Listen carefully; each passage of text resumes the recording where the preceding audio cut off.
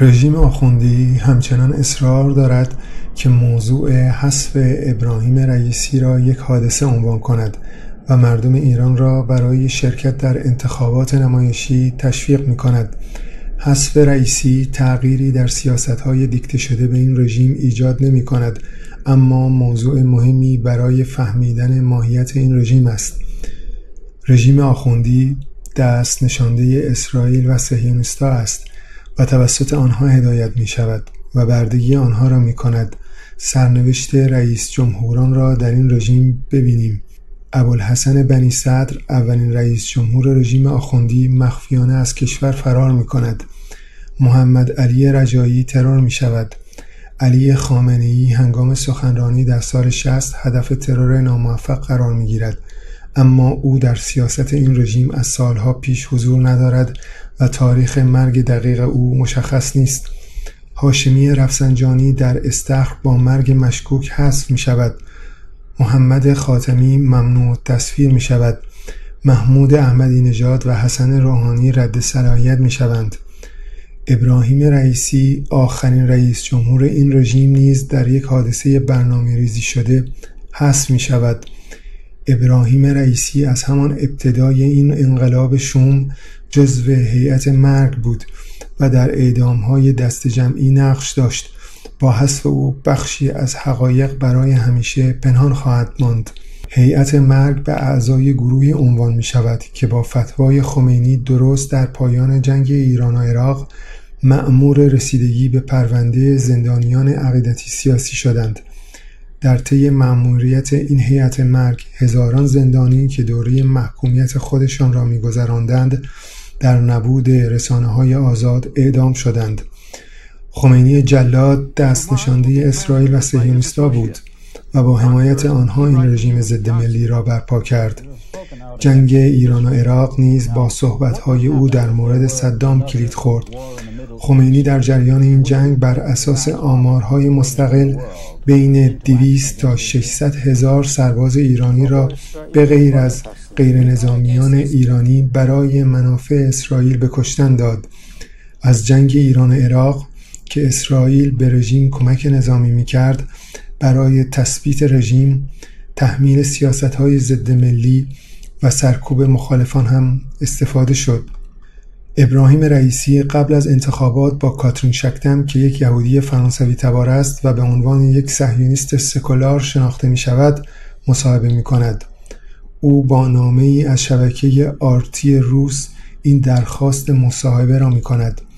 کاترین شکتم در طول اقامتش بجز رئیسی به راحتی با خامنه‌ای، دیگر مقامات رژیم و سپاه ملاقات یا همکاری داشت. حضور کاترین شکتم در ایران که نماینده اسرائیل و پشت صحنه این رژیم آخوندی است و ملاقات و همکاری او با مقامات رژیم در حال اتفاق افتاد که رژیم آخوندی سالهاست که افراد ایرانی و غیر ایرانی را با تهمت همکاری با اسرائیل و پرونده‌سازی زندانی یا حتی اعدام می‌کند. حمایت شهره قمر همزمان از نتانیاهو و کمپین انتخاباتی رئیسی پشت صحنه این رژیم آخوندی را به خوبی نشان می‌دهد. سلام، شهره قمر هستم. رأی ما جوانها رئیسی است. و سلام.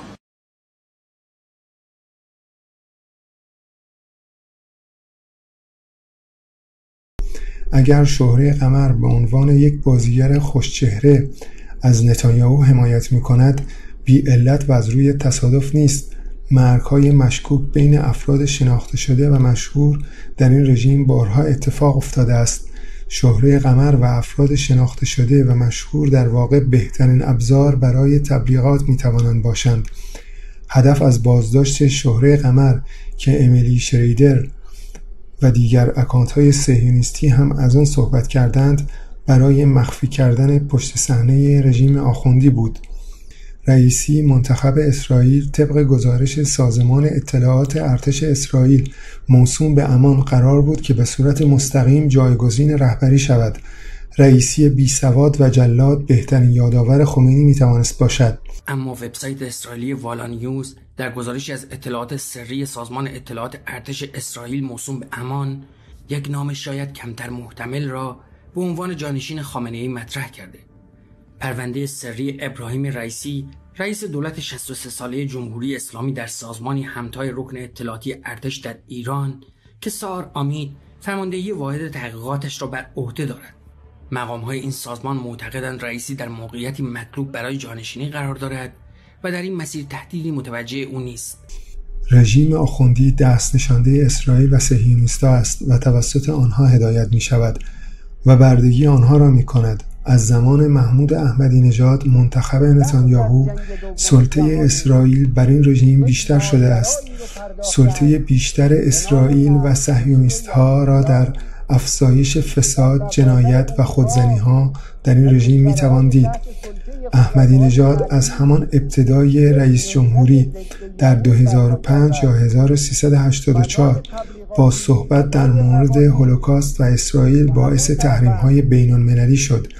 در ادامه برنارد آرنو با استفاده از این فرصت با سرمایه‌گذاری در کارفور فرانسه در 2007 با نام هایپرستار در ایران فعال است.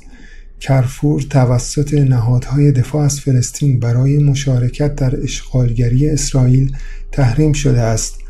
در زمان احمدی نژاد بود که سپاه به صورت گسترده وارد پروژه‌های اقتصادی شد. برنارد آرنو هم با سپاه و هم با اسرائیل شریک است.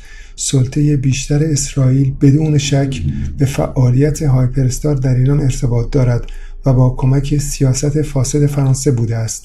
آنها را تحریم کنیم. صحبت‌های هاشمی رفسنجانی در سال 1390 و در اواخر دوره دوم رئیس جمهوری احمدی نژاد سلطه بیشتر اسرائیل و صهیونیست‌ها بر رژیم آخوندی را به صورت واضح نشان می‌دهد. این سلطه و خفقان که رفسنجانی از آن صحبت می‌کند بدون شک شامل تسلط بر منابع مالی و اقتصادی رژیم هم می‌شود و در آن جنبه کاپیتالیستی وجود دارد. من نمیدونم تو گزارش‌هایی می‌بینم چه حرفایی می‌زنن، چه استدلالایی می‌کنن، نمی‌گذارن جریان درست بشه. اما گرفتار یه چیزی غیر از آقا هستیم ما. به اونا خیلی تنهایتر از اونا هستن که آدم پیاده کنه. ایشون من دارم احساس خفقان می‌کنم. زمان احتمالی این فایل صوتی تصویری که ما دیدیم دی ماه سال 90 هست، یعنی اینکه قبل از مجلس نهم و انتخابات مجلس نهم هست. زمانی هستش که تحریم ها در اوج بود دیگه و مناسبات حقوق بشری هم با ایران خیلی خطرناک شده بود وضعیتش. بنابراین میشه گفتش که ما یک تشابهی در صحبت‌های دختر آقای هاشمی، فائزه هاشمی امروز می‌بینیم در آنچه که خود آقای هاشمی در این فایل صوتی و تصویری ازشون شنیدمون. همین که به خانم هاشمی، فائزه هاشمی میگه رئیسی هیچ کار است و کسانی هستن که اون رو اداره میکنن. از آقای هاشمی هم میشنویم که خامنه‌ای هیچ کار است و کسانی هستن که به او خط مشی میدن. در اواخر سال 2022 بود که رستم قاسمی وزیر نفت دولت محمود احمدی نژاد به صورت مشکوکی حذف می شود. اعلام مرگ رستم قاسمی فقط چند ساعت بعد از کامنت من در شبکه ایکس بود. مشکوک بودن مرگ رستم قاسمی را در آخرین توییت به اسم رستم قاسمی و واکنش ابراهیم رئیسی می توان به وضوح دید. واکنش ابراهیم رئیسی که با لبخند می گوید رستم قاسمی مریض نبود و مریض شد را چگونه می توان تحلیل کرد؟ آیا این واکنش نشان دهنده ترس ابراهیم رئیسی از پشت صحنه رژیم آخوندی که مقامات رژیم مانند هاشمی رفسنجانی آن را گروه‌های خطرناک یا محمد سرافراز آن را حکومت پنهان مینامد نبود؟ دوستان گفتن که آقای وزیر مریض رو شما گذاشتید. آقا این وزیر مریض نبود، مریض شد. آخه ما چه بکنیم؟ این حوادث در جریان جنبش مهسا و در زمانی بود که موضوع مهاجرت مقامات رژیم به ونزوئلا، پروازهای مشکوک به سمت این کشور، فروش سهام و خرید بیت کوین مطرح می‌شد. در آن زمان فعالیت من منحصر به نقش برنارد آرنو نبود و در مورد نقش اسرائیل هم در شبکه‌های اجتماعی صحبت می‌کردم. خودکشی مشکوک محمد مرادی هم یکی دیگر از این شواهدها در طول فعالیت من است. محمد مرادی فعال سیاسی و دانشجوی تاریخ دانشگاه لیون فرانسه بود. در یک پست جداگانه این موضوع را کاملا شرح می‌دهم. در 27 دسامبر 2022 ساعت 3 بامداد فرانسه و قبل از انتشار خبر خودکشی محمد مرادی، اکانتی مشکوک من را در شبکه ایکس دنبال می کند. چند ساعت بعد خبر خودکشی مشکوک محمد مرادی منتشر می شود. او در 2 ویدئو با 2 متن با محتوای متفاوت و متناقض به فارسی و فرانسه میگوید قصد دارد به زندگی خودش برای جلب توجه سیاست‌های کشورهای خارجی پایان بدهد. در صبح انتشار خبر خودکشی محمد مرادی، ویدئویی از ابراهیم رئیسی منتشر می شود که در سخنرانی تشییع شهدای گمنام می گوید آغوش ملت برای همه کسانی که دچار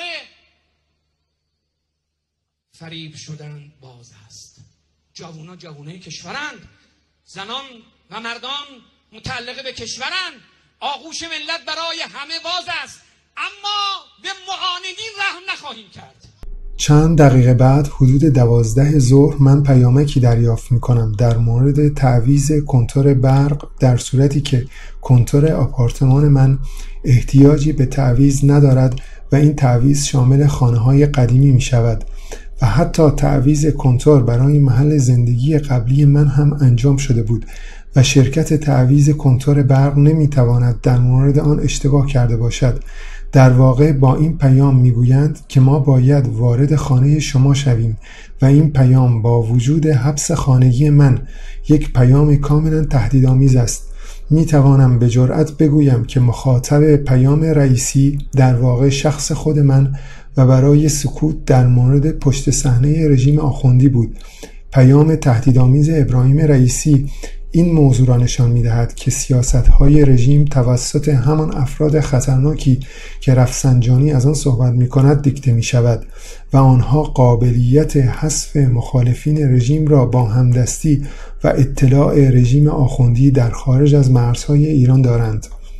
رفتار و نحوه برخورد مقامات رژیم با حادثه هلیکوپتر رئیسی به شکلی است که نشان می‌دهد آنها آمادگی این موضوع را داشتند و هیچ اتفاقی نیفتاده است. آل هاشم تنها بازمانده این حادثه هم به شکلی حذف می شود تا هیچ شاهدی باقی نماند. آقای آل هاشم صدای من رو دارید؟ حالتون خوبه؟ یعنی دور بر شما نیستن؟ فرمانده نیشابور می گوید مصلحت کشور و رئیسی در شهادت بود. وزیر کشور تذکر می دهد که جو خوب بعد از مرگ رئیسی را خدشه‌دار نکنید. این رژیم مهرهای خودش را چنین فدا می کند، چه برسد به مردم ایران. از طرف دیگر اسرائیل به صورت واضح نشان می دهد که در حذف رئیسی نقش داشته است. اکانت های رسمی موساد با انتشار پست های مختلف نقش اسرائیل را در حذف رئیسی تایید می کنند. اکانت روسی زبان سپاه با انتشار عکسی نقش اسرائیل را نشان می دهد. اسرائیل نشان می دهد که در مراسم تشییع حضور دارد و نمایان شدن شلوار پاره دژبان ارتش درست رو به دوربین در زمان حمل تابوت را عملیات کاملا موفق می نامد و اپوزیسیون هم این حقارت را به شکل کاریکاتور به تصویر می کشد. اما موضوع تنها نشان دادن شلوار پاره با همدستی دژبان نیست. اسرائیل رژیم آخوندی را هدایت و با همدستی نیروهای این رژیم در ایران و خارج از ایران جنایت می کند. ابراهیم رئیسی برای افتتاح سد قیزقلعه سی عازم بود. قیز در زبان ترکی یعنی دختر. در ادامه عکس‌هایی منتشر شد که در آن دخترانی را نشان می‌دهد که با موهایشان و بدون حجاب اجباری در حال سرنگون کردن هلیکوپتر هستند. این تصویر همچنین بر روی دیواری در تل‌آویو نیز نقاشی می‌شود. این حادثه در قلعه دختر بعد از جنبش مهسا چند موضوع را ثابت می‌کند. در درجه اول این حادثه برنامه‌ریزی شده بوده و در درجه دوم تصمیم گیرنده اصلی این حذف فیزیکی نمی‌تواند رژیم آخوندی باشد، همانطور که تصمیم گیرنده اصلی حجاب سیاسی رژیم آخوندی نیست. اپوزیسیون توسط اسرائیل و صهیونیست‌ها در جهت منافع آنها و همچنین دوام و بهره برداری بیشتر از رژیم آخوندی هدایت و کنترل می‌شود. رفتار و واکنش به یک موضوع را در مرحله اول توسط شبکه بزرگی که در دست دارند در فضای مجازی جا می‌اندازند و به صورت اخبار باز به خورد مردم داده می‌شود. اپوزیسیون ناآگاه هم با انتشار عکس‌های از این حادثه و این بار با هشتگ هلیکوتلت روی فضای مجازی دنبال کننده جریان می شود. اما این اپوزیسیون ناآگاه نمی داند که رژیم آخوندی توسط اسرائیل و صهیونیست‌ها هدایت می شود و تمام این جریان ها بازی دادن مردم و جهت‌دهی سیاسی است، ولی به فروپاشی رژیم هیچ وقت ختم نمی شود. همین اپوزیسیون ناآگاه در خارج از مرزهای ایران قربانی نیروهای مدافع رژیم آخوندی می شود. اسرائیل با همدستی رژیم آخوندی سالهاست که در ایران و خارج از ایران با برخورداری از مسئولیت قضایی جنایت می کند.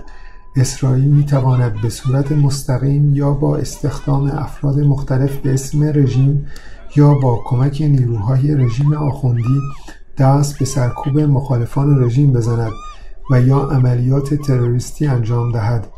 اسرائیل در هر صورت آزادی عمل دارد و از این عملیات‌ها به عنوان اهرم فشار در جهت‌دهی سیاست‌های کشورهای خارجی و یا تأمین اهدافش استفاده می‌کند. جای تعجب نیست که خود اسرائیل این حوادث را پیش‌بینی می‌کند و یا مشخصات این افراد توسط شبکه صهیونیست‌ها منتشر می‌شود. مشخصات فردی که به همایش ایرانیان در لندن حمله کرد هم توسط شبکه‌های صهیونیستی منتشر می‌شود. در جام جهانی قطر 2022 و در جریان جنبش مهسا هم افراد غیر ایرانی برای حمایت از تیم ملی با پرچم رژیم آخوندی استخدام شده بودند. رفتار این افراد با گزارشگر شبکه اسرائیلی به خوبی نشان می‌داد که چه کسانی آنها را استخدام کردند.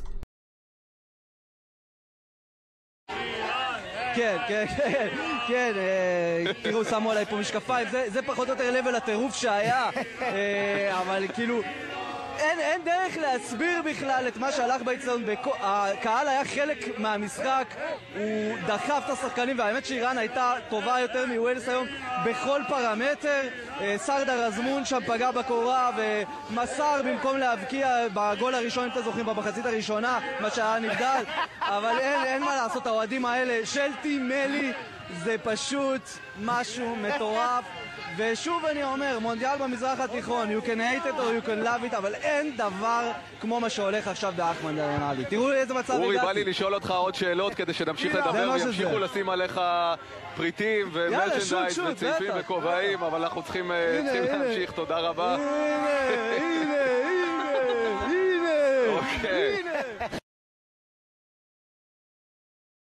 این کارگرای خارجی رو گرفتن و بازی رو آوردن با پرچمای ایران. Guys, where you from? Iran? Iran? Bangladesh? Bangladesh? Bangladesh? Good. Iran. تمام از بنگلادش.